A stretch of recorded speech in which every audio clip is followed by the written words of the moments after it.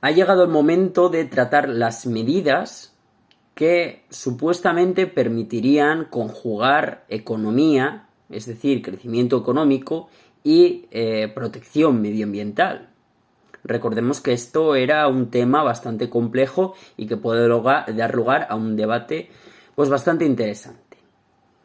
Comenzamos con un poquito de historia y os prometo que es muy poquito. En primer lugar, hablaremos de la cumbre histórica de Naciones Unidas en Río de Janeiro en 1992. Tened ese marco de referencia. Sabed que 20 años más tarde pudimos identificar la cumbre de la Tierra de Río 20. ¿Y qué se propone en 2012 en Río? Lo que se propone es una transición desde una economía marrón a una economía verde. Esto es bastante interesante, pero ¿a qué nos referimos realmente cuando hablamos de ese tránsito de economía marrón a economía verde? Pues nos referimos a la generación de una economía más sostenible, es decir, de hacer un mejor uso de los recursos que disponemos.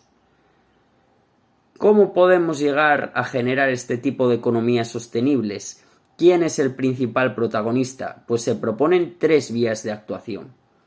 Que sean las empresas, es decir, aquellos organismos que en muchos casos son multinacionales, los que acometan reformas dentro de su propio sistema de producción para no generar tanto impacto medioambiental, incluso para lograr con la misma cantidad de recursos llegar a producir más o mantener la misma producción con muchísimo menos recursos. Hablamos de eficiencia.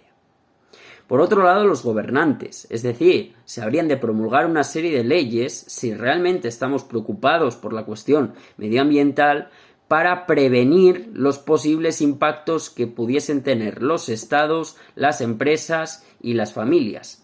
Y esta es, las familias, es decir, nosotros, las economías domésticas, la tercera vía de actuación. Nosotros como individuos podemos llevar a cabo una serie de actividades o tener una serie de actitudes ante la situación medioambiental y, por tanto, en base a la concienciación que tenemos, actuar generando economías más sostenibles. Hablamos, por tanto, de eficiencia energética. Es decir, lo que se promueve es que hagamos más con mucho menos, y esto es factible, y esto es viable, pero sobre todo esto es necesario. Otra medida serían las fuentes de energía. Tenemos multitud de fuentes de energía, pero podemos clasificarlas en 2 grupos.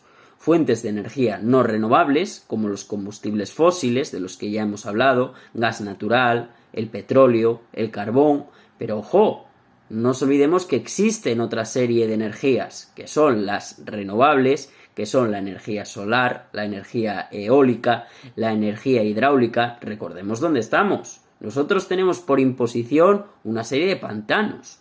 Esos pantanos en León están ahí, y esos pantanos nos pueden llegar a producir electricidad. Podemos sacar un beneficio. Es decir, si podemos utilizar la energía que se produce en los pantanos en vez de utilizar la energía que nos transfiere el petróleo, el carbón o el gas natural, pues muchísimo mejor, mucho menor impacto. Mucho ojo, los pantanos ya están construidos. No vayáis a pensar que la solución a este dilema medioambiental sea empezar a construir pantanos en todas las calles de León. Bueno, pues no parece lógico. Bien, por último, y la última medida, nos habla de los impuestos ecológicos. ¿Y esto qué quiere decir? Básicamente lo podemos resumir en quien contamina, que pague. Quien contamina, que pague. ¿Quién contamina más? Pues bueno, podemos llegar a entender que grandes empresas con grandes niveles de producción, que implican consumo de determinados materiales contaminantes y que generan una serie de emisiones, van a ser los que finalmente lleguen a pagar un mayor montante vía impuestos que nosotros, los individuos que consumimos determinados determinados bienes que generan un determinado impacto sobre el medio ambiente. ¿Pero por qué? Porque nuestra capacidad de actuación como individuos es reducida. ¡Ojo! No debemos pensar que como nuestra capacidad de actuación es muy limitada, no deberíamos de pagar esos impuestos ecológicos. Los deberíamos pagar, sí, pero en mucha menor cantidad que aquellas grandes empresas que generan un gran impacto sobre el medio ambiente.